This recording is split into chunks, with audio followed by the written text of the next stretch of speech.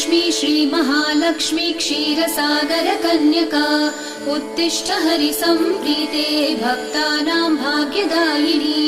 श्रीलक्ष्मी श्रीमहालक्ष्मी क्षीरसागरकन्यका उत्तिष्ठ हरिसम्प्रीते भक्तानां भाग्यदायिनी।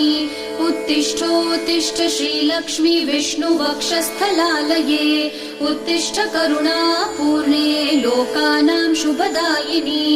उत्तिष्ठोत्तिष्ठ श्रीलक्ष्मी विष्णुवक्षस्थलालये उत्तिष्ठ करुणापूर्णे लोकानां शुभदायिनी।